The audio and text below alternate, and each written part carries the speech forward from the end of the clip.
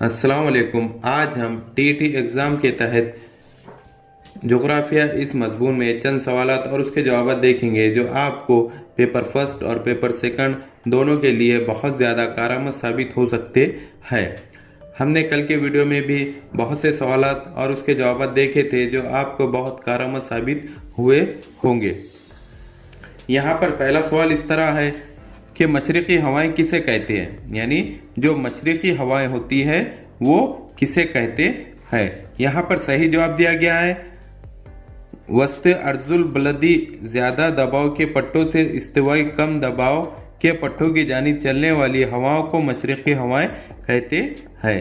यानी वस्त अर्जुल बलदी यानी से ज़्यादा दबाव के पट्टों से इस्तिवाई कम दबाव के पट्टों की जानिब चलने वाली हवाओं को मशरिक़ी हवाएं कहते हैं।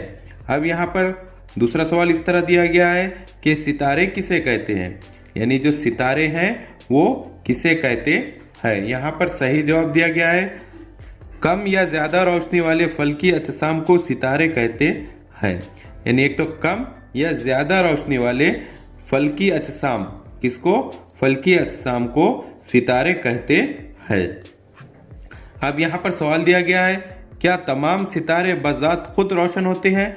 क्या पूछ रहा है यहाँ पे कि क्या तमाम सितारे यानी जो तमाम सितारे होते हैं वो बज़ात खुद रोशन होते हैं।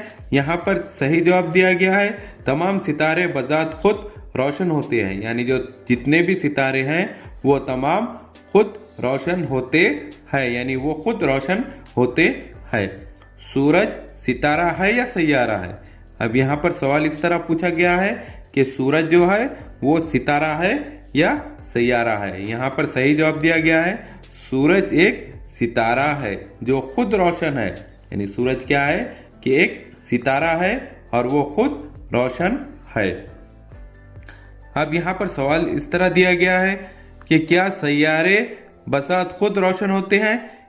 क्या पूछ रहा है यहाँ पे कि सैयारे जो है वो बज़ात खुद रोशन होते हैं क्या।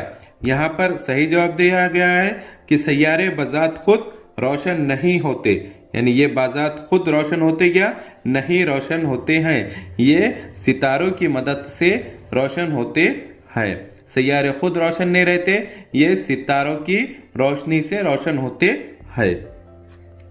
अब यहाँ पर अगला सवाल इस तरह दिया गया है कि ज़मीन सितारा है या सैयारा है। अब जो ज़मीन जो है वो सितारा है या सैयारा है, तो यहाँ पर जवाब सही जवाब है कि ज़मीन एक सैयारा है। ज़मीन क्या है? एक सैयारा है जो खुद रोशन है क्या नहीं, जिस पर रोशनी हमको सूरज से मिलती है। रोशनी और हरारत हमको ज़मीन को सूरज से मिलती है और ज़मीन की कोई रोशनी नहीं होती है, इसलिए ज़मीन एक सैयारा है, सितारा नहीं है बल्कि सैयारा है। ज़मीन एक सैयारा है। अब यहाँ पे अगला सवाल इस तरह दिया गया है कि सितारे और सैयारे की शक्ल किस तरह की होती है। अब जो सितारे हैं और जो सैयारे हैं उनकी शक्ल किस तरह की होती है। अब यहाँ पर सही जवाब दिया गया है सितारे और सैयारे आमतौर पर कुर्वी शक्ल के होते हैं। कैसे शक्ल के होते हैं? कुर्वी शक्ल के होते हैं। अब यहाँ पर अगला सवाल इस तरह दिया गया है कि इल्म फल्कियात किसे कहते हैं। जो इल्म फल्कियात है वो किसे कहते हैं। यहाँ पर सही जवाब इस तरह दिया गया है कि फल्की कुर्रों के मुतालिक मालूमात देने वाले इल्म को इल्म फल्कियात कहते हैं। यहाँ पर सवाल इस तरह भी पूछ सकता है कि फल्की कुर्रों से मुतालिक मालूमात देने वाले इल्म को क्या कहते हैं। तो फल्की कुर्रों के मुतालिक मालूमात देने वाले इल्म को इल्म फल्कियात कहते हैं, यानी फल्की कुर्रों के इल्म की मालूमात देने वाले इल्म को क्या कहते हैं? इल्म फल्कियात कहते हैं। अब यहाँ पर अगला सवाल इस तरह दिया गया है कि निज़ाम शमसी के सरबराह का नाम क्या है। जो निज़ाम शमसी है दुनिया में उसके सरबराह का नाम क्या है, यानी निज़ाम शमसी जो है उसके सरबराह का नाम क्या है। सूरज जो है वो निज़ाम शमसी का सरबराह है, यानी जो सूरज है वो निज़ाम शमसी का सरबराह कहलाता है। अब यहाँ पर अगला सवाल इस तरह दिया गया है कि निज़ाम शमसी के अराकीन कहाँ से रोशनी हासिल करते हैं। जो निज़ाम शमसी है उसके जो अराकीन है जो उनके जो मिंबर है तो वो कहाँ से रोशनी हासिल करते हैं। निज़ाम शमसी के तमाम अराकीन को सूरज से ही रोशनी और हरारत मिलती है। कहाँ से मिलती है?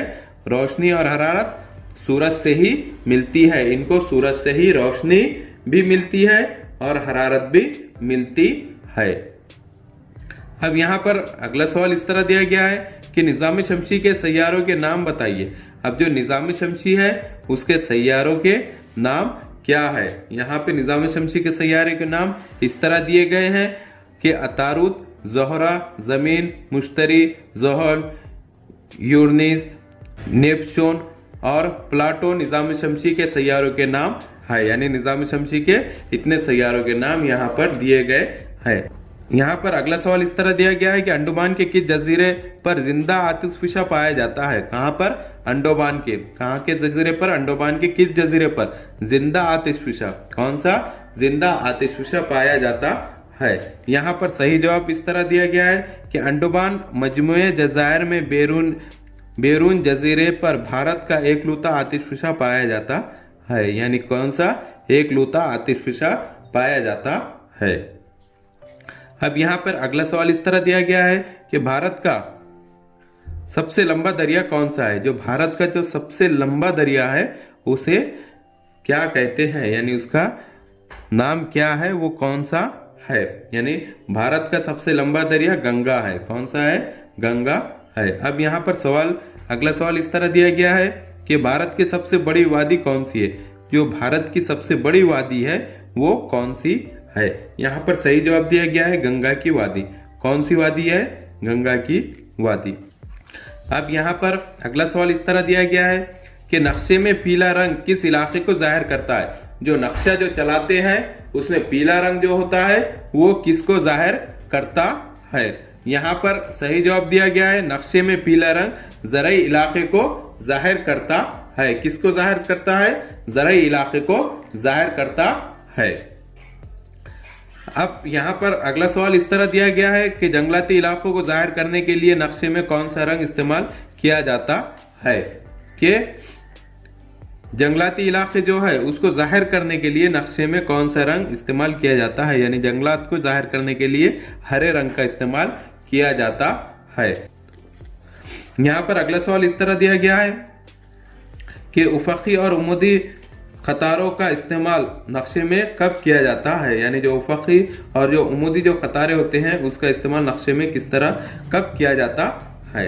यहाँ पर जवाब इस तरह दिया गया है कि नक्शे में मुख्तलिफ चीज़ों के मुकाम को बताने के लिए उफ़क़ी और उमूदी ख़तारों का इस्तेमाल किया जाता है। यानी नक्शे में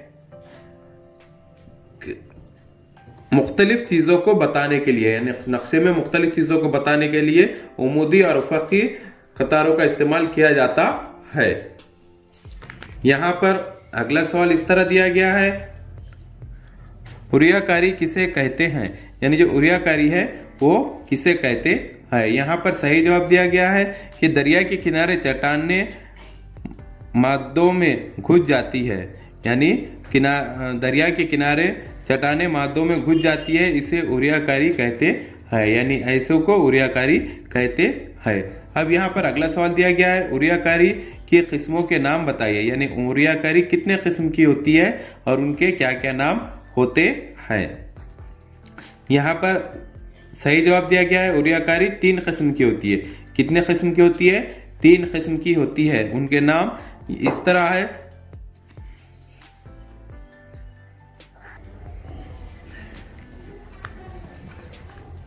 यहाँ पर अगला सवाल इस तरह दिया गया है कि उरियाकारी की किस्मों के नाम बताइए। यानी उरियाकारी की कितनी किस्में हैं और वो कौन कौन सी है?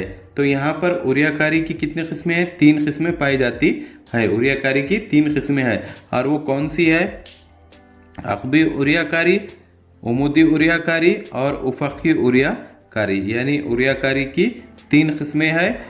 उसमें पहला है अक़बी उरियाकारी, उमूदी उरियाकारी और उफ़क़ी उरियाकारी।